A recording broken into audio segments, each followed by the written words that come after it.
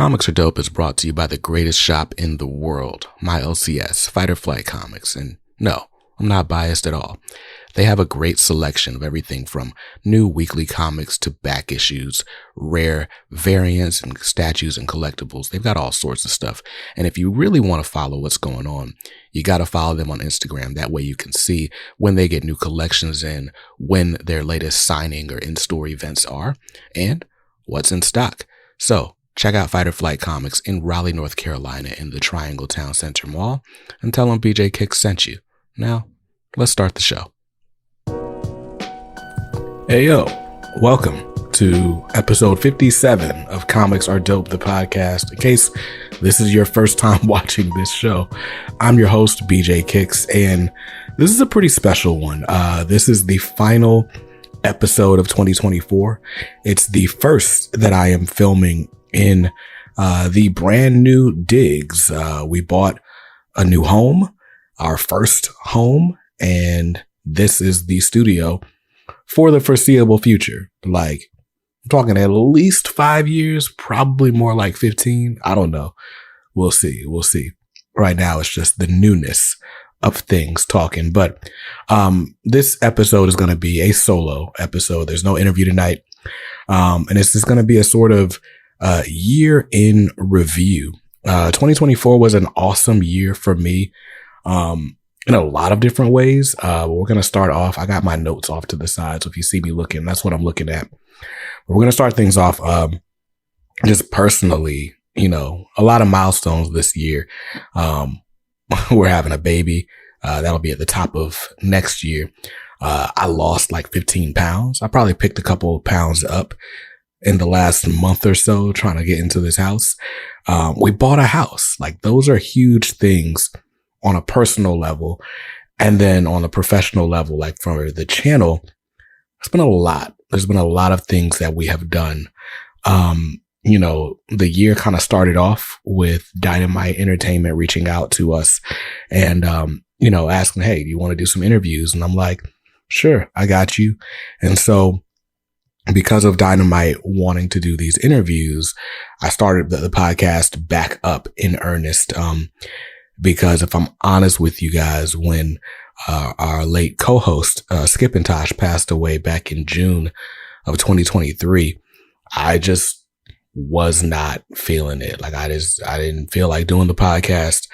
The podcast was very much his thing. And, but Dynamite reaching out kind of gave me the confidence to try to do something different with, the platform that we had been building.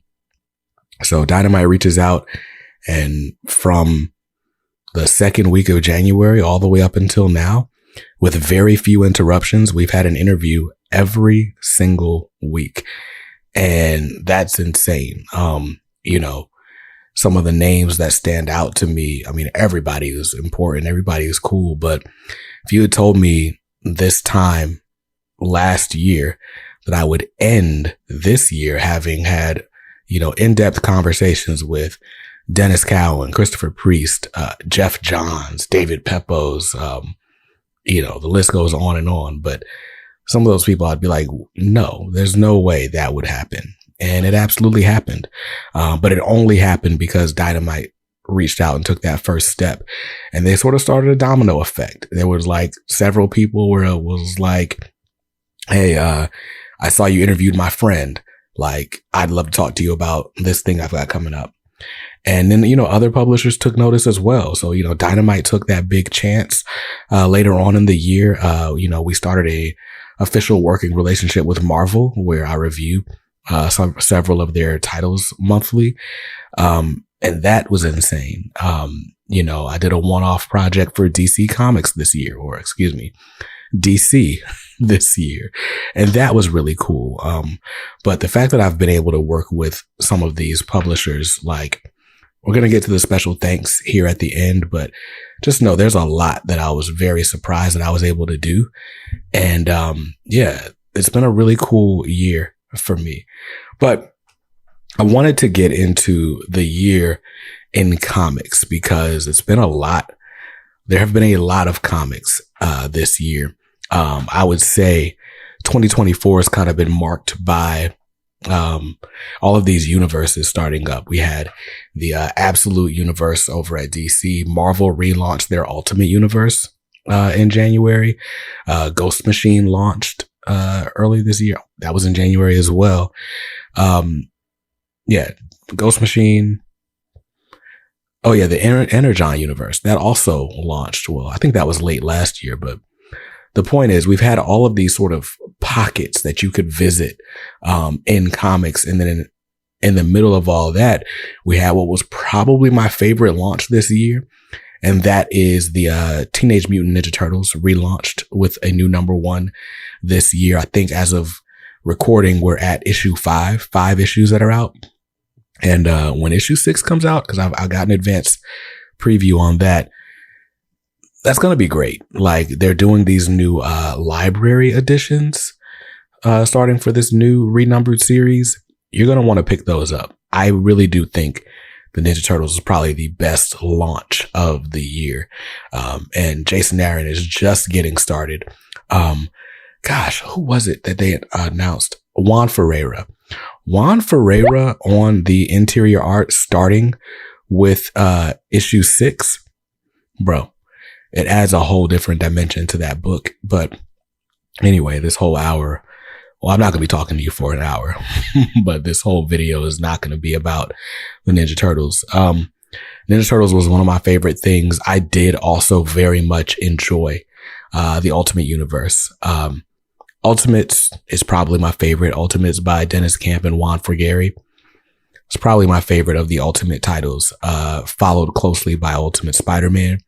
And Brian Edward Hill's Ultimate Black Panther has been really, really solid for me. Like, and I can't tell if it's just a really good book, or if like I'm just a T'Challa fan and this feels like the T'Challa we deserve. Like, T'Challa in the mainline universe isn't really doing much. Like, he's on the Avengers, but he's out there being petty and like, you know, avoiding emotional confrontation with his ex. Like, is this your king? So we got that going on.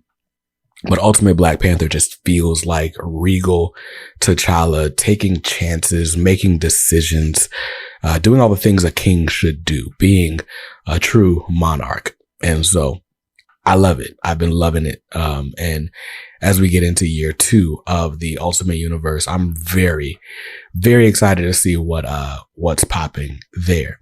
Now, outside of the Ultimate Universe, at Marvel, I think my favorite title this year was Miles Morales Spider-Man. And Miles Morales Spider-Man is written by Cody Ziegler, art by Federico Vincentini, mostly. There's some breaks here and there, but definitely mostly done by Vincentini. And bro, when that book is firing on all cylinders, it is the best book out. Like, for me, I really latched onto this recurring theme of Miles learning from, you know, all of these different heroes, but specifically he's learning from like all of the Black heroes in the Marvel Universe. Misty Knight, Monica Rambeau's made an appearance.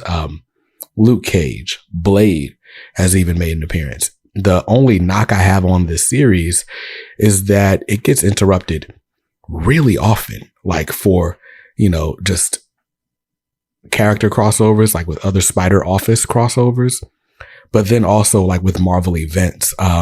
Miles was a huge part of the Blood Hunt event this year. And, you know, I was not on board for Blood Hunt at all.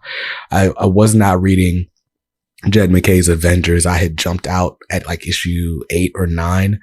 And so when Blood Hunt started earlier this year, I was like, but between the inclusion of Miles Morales and Bloodline, and honestly, the way they tied into a lot of other areas of the Marvel Universe, Blood Hunt ended up being really, really good. I specifically loved the Black Panther tie-in to Blood Hunt. And it was just like this perfect Black Panther comic, just kind of out of the middle of nowhere, by Cheryl Lynn Eaton. And I believe Matt Chater did the art. Matt Chater and, or was it Chris Allen? Yeah, Chris Allen and Fareed Karami. Really dope on the art. Yo, I apologize if you hear this air conditioning. Like, it sounds like a jet taking off in this place right now. That's crazy. But anyway, really loved that Black Panther tie-in series. And because of how much I love the Black Panther tie-in, I kind of kept up with Blood Hunt. And really the purpose of Blood Hunt was just kind of to set up the next event, which is One Nation Under Doom. But the way they did it was really cool. And so now I'm kind of on the hook waiting for the One Nation Under Doom. Like, they hooked me. And I think in that regard, Blood Hunt's probably the best event I've read in a while. There's not been a ton of events that made me want to keep reading in their respective universes. Like, even Absolute Power didn't feel like a must read to get into the All In special and the Absolute Universe stuff that followed it. But Blood Hunt made you feel like, oh, I gotta see what happens next. So shout out to Marvel for Blood Hunt. So that was some of my favorite things I read this year. I had a lot of one-off favorites. I just did a best of 2024 video with Near Mint Condition, and for my contribution to that video, I had to shout out Jimi Hendrix Purple Haze from Titan Comics, because I really love that. Over at Mad Cave, there's a miniseries by Gary Maloney and Daniel Romero. Kept wanting to call him Daryl. But it's called When the Blood Has Dried, and I really loved that. It's like a fantasy Western type book. Most of these books you've heard me talk about either on the Pull List, my weekly video, or in interviews on this show specifically. So check those out if you haven't already. Typically I would cheat and look around my room at all the books that I've read recently. I don't have any cheat sheets. All my books are packed up in a different room. These shelves are empty. But, Blood Hunt was dope. The Black Panther Blood Hunt book was really good. Like I said, everything Ultimate I've been loving, although I'm very much behind on Ultimate X-Men. Speaking of X-Men, I very much fell off of X titles this year. Once the Krakoa era actually officially came to an end with the fall of the House of X and they started relaunching stuff, I fell off very quickly. I was not a big fan of Jed McKay's X-Men. Something about the art just isn't working for me, but I'm loving Gail Simone on the Uncanny X-Men. Gail Simone and David Marquez. Like, if you're going to read one X-Men book, that feels like the far and away favorite for me. But some of these other books, I gotta wait for the trade paperbacks to come. NYX, Exceptional X-Men, X Factor by Mark Russell, all of which I've heard good things about, but it was just kind of too much too soon with all these books. And so I decided I wasn't going to invest that much time, money, or effort into the X-Men line. I'll wait for trades on those. But yeah, what else were some of my favorite comics? Wonder Woman by Tom King. It got interrupted by Absolute Power, and that was kind of frustrating. But before Absolute Power and now since Absolute Power, that might be the best book at DC. And that's saying a lot, because there are a lot of great books at DC right now. Speaking of, DC has gone all in. They've, got new storylines, new jumping in points for pretty much all of their main titles. And those launched, very closely followed by, the Absolute Universe titles. So Absolute Batman, Absolute Superman, Absolute Wonder Woman. Later on next year, we're getting an Absolute Flash and an Absolute Green Lantern. Absolute Green Lantern, I'm very much looking forward to. It's written by Al Ewing. There was a joke, I don't know who it was that said this on Twitter, but it was like Al Ewing is the one white writer where it's like, hey, he's going to be writing a black woman. And you're like, oh yeah, cool. It's going to be great. Sign me up. I don't know where that sentiment came from. Well, except the fact that he does write really dope black women. But the point is, I'm excited to see that book. It stars Sojourner Mullen, if you didn't guess. So that'll be cool. Al Ewing also wrote Immortal Hulk, which for my money is probably the best comic I've read, period. But, I'll talk about that in a different video I got coming in January. But yeah, Jackie McGee in, Immortal Hulk was dope. He did the, X-Men Red, and Storm in X-Men Red was really good, followed by the resurrection of Magneto. Really, really good stuff. So his work on just those figures alone has me like, yo, I'm down for whatever he's about to do with Sojourner Mullen. Absolutely down for it. My only concern is Al Ewing can be a bit of a heady writer, and putting a heady writer in space just sounds like a recipe for Kix's eyes are going to glaze over at some point. But hey, we'll see. As long as there's good character work, I should be okay. But anyway, Wonder Woman was dope by Tom King. The Absolute Power event itself, written by Mark Waid with art by Dan Mora, was really good looking. And then those colors, the colors by Alejandro Sanchez, typically I'm seeing Dan Mora with colors by like Tamara Bonvillain. And, you know, her colors are great. They're like, you know, somewhat flat, really bright colors and like just a nice bright palette. But like, that's a stark contrast to what Alejandro Sanchez was doing in the Absolute Power event. And even before that, he did like he did the colors on Dark Crisis as well. Very dark, very moody, very muted in some ways. And it just felt very much like gritty and high stakes. And I loved seeing Dan Mora's line work with those colors. So that was one of my favorite things last year or this year, depending on when you read or listening to this. So I love that. And you have to forgive me. I've been moving for the last 2 weeks. I'm sitting in this chair, and the longer I sit, the more tired I become. I feel like my words are slurring.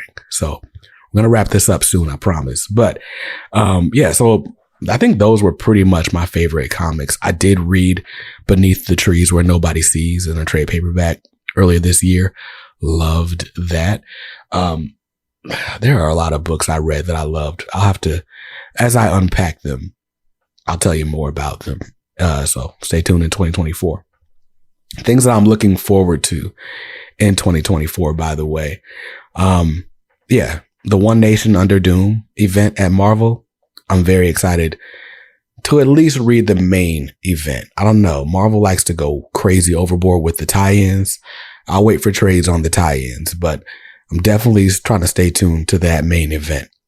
This even got me back into Avengers. I've been reading Avengers since Blood Hunt and ended. And part of that's because Storm joined the team. Let's be honest. But it's also because, you know, Blood Hunt was really good.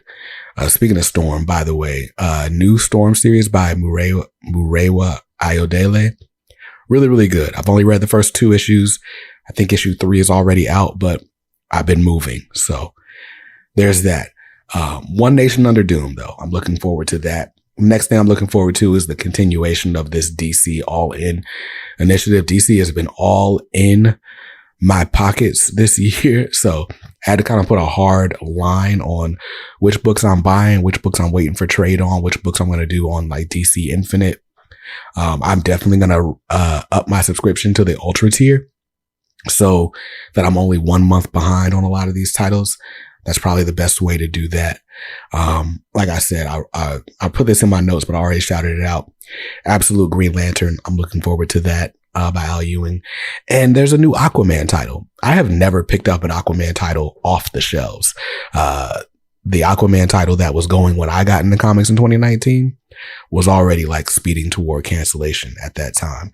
So this new, Aquaman by Jeremy Adams, and let's look it up. Let's see who's, doing the art on Aquaman, which hits shops in January. By the way, I did, January 8th, but I did do a, interview with Jeremy Adams. We talked a little bit about Aquaman. So check that out. John Timms on art. John Timms is a dope artist. That'll be good. That'll be cool. So I'm excited about that. Like, anytime I get a new #1 for a character that I'm not crazy familiar with, it's always fun for me. And whether I stick with it or not is a different story. But Jeremy Adams, so far, everything he touches like has turned into pull list material for me. So I don't think this will be any different. So those are some of the books I'm looking forward to. I haven't looked crazy far into the solicits for 2025 just because, again, last 2.5 months, basically since right before New York Comic Con, my focus has been buying this house. And so I've had my head in the sand for quite some time, which is why I didn't do any year-end list or anything like that. Yeah, 2025 is just going to have to kind of hit me as it comes, as, I don't know.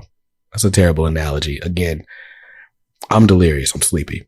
But Other things I'm looking forward to, not just titles, in 2025, I'm going to be upgrading, this computer and my streaming setup. Right now you're seeing like a sort of choppy image from my super old camera that I've rigged to my computer through like micro USB, which like barely exists anymore. But just to show how crazy things are and how archaic this setup is. So I'm going to upgrade the podcast mic. I'm going to upgrade the video, equipment. I'm going to upgrade the actual computer itself all over the course of the next year. And then of course I'll be building out this room. So right now I literally just put the shelves up. I just built this shelf today, just bought it at Target.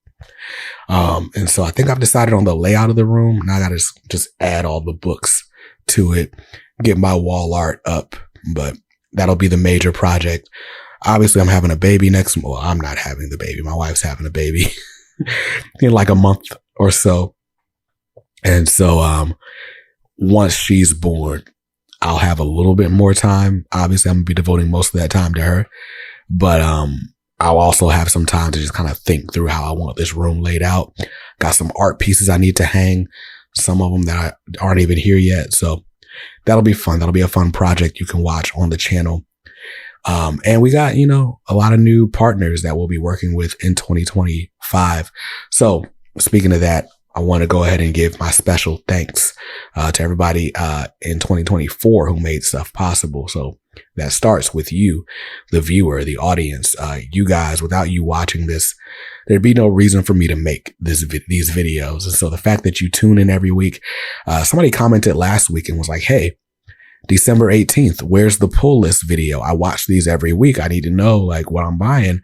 And I was like, man, sorry, I had to take a week off because I'm moving. But the fact that you expect it like that, like it makes me feel good. Does my heart good. So shout out to you guys for watching. I appreciate every single one of you, whether you just kind of lurk in the background or you comment or, you've joined us in our private communities on Facebook or Discord. Like you make this channel go round.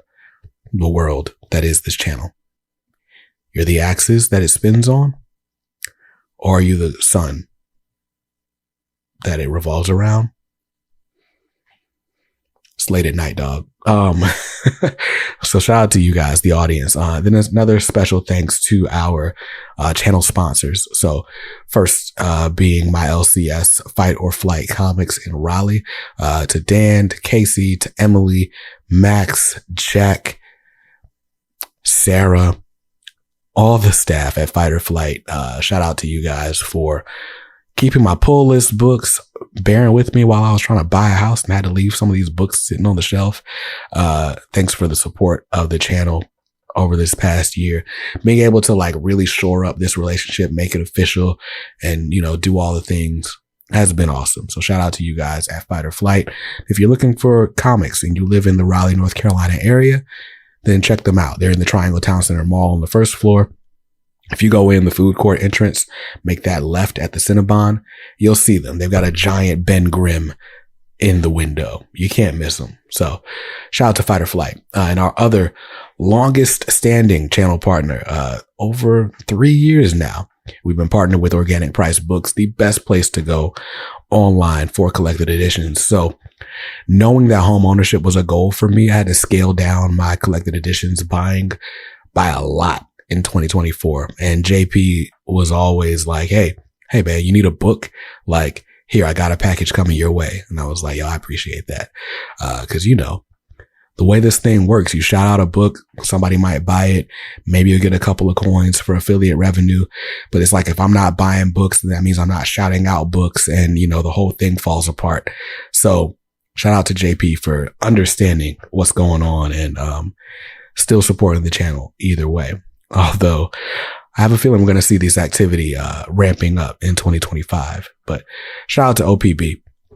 Then next up, I wanted to shout out all of our publisher partners. So I told you guys at the start of the episode, like Dynamite Entertainment really kind of went out on a limb and supported me as a creator, out of the blue. I hadn't really had any interactions with them. And I wasn't reading Dynamite titles outside of the Disney stuff. And so for them to have taken the chance on me, to show me the love that they've shown me over this past year. Can't say enough great things about Nick and Amy and Jeff and Vincent and everybody at Dynamite, that, values what we do as creators. It's not even just me. Like, I've seen them on all sorts of people's channels in the last few weeks. And, they really are like a pillar in this community. So shout out to, Team Dynamite. Shout out to Marvel Comics, David Gabriel and the fine folks at Marvel for, since they've, kind of reached out to me and we started this, working relationship, I see why like Marvel's number one. Like, you can say what you want about Marvel, like kind of flooding the shelves, just putting out so much stuff. But what I've realized being on this side of things is that Marvel puts forth effort that they don't really have to put forth as the number one. Like, they're doing the stuff that I would assume a number two would need to do to try to catch up with a number one. But the fact that Marvel is like the number one publisher and leads the pack and is basically front running, and they still go the extra mile to reach out to like little tiny YouTubers like me, to get feedback from people like Omar on what books to publish, like all sorts of stuff that they do to engage with the comics community, really shows why they're the big dogs in the sea, the big dog in the sea, big shark in the ocean, whatever. Marvel has proven why they are Marvel. And hey, it's been really cool to work with them in the very little capacity that I have. It's been dope. So shout out to David and the fine folks in Marvel. Over at Ghost Machine and Image Comics, Kat has been awesome. So thank you, Kat, for again, setting up interviews, taking the time, appreciating what we do as YouTubers. Shout out to my friends at Titan Comics, Will. Shout out to Tucker at Fantagraphics. Like, to have publishing partners that'll say, hey, here is our latest book. We wanted to send it to you for your consideration. Like, to have partners that help content, in this way is super helpful. Because at the end of the day, I'm a regular person. This is not my full-time job.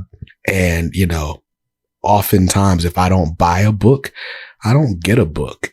So for, all our publishing partners to be like, hey, we'll send you a couple of books, the things we really want to showcase. Just give us your honest opinion. I really do value that. And so I try my best to hold up my end of that deal and show off the books that they give, so that you can maybe find your next favorite title. So shout out to all of our publishing partners, including Scholastic as well. We've got a video coming up. We got some Animorphs books I'm going to showcase because I didn't know Animorphs had graphic novels. How crazy is that? So really, really cool stuff. Beyond the publishers, we got a couple of brands that always show love. So shout out to my man Moose at Wham Stand. You will see Wham Stand products all throughout my videos, all throughout 2025. And then Comic Capsules. There's actually some behind me over there, but you'll see them when I do my 2025 room tour. Comic Capsules will be on full display. So shout out to the team at Comic Capsules for creating a dope product, for people that want to show off their books, but don't necessarily care about a grade or encapsulating books for eternity. So those are all the shout outs. I wanted to give shout out to you for making 2024 an epic, insanely great year. And, here's to more dopeness in 2025. Till then, stay safe, stay awesome, and read something dope today. Peace. Comics are dope.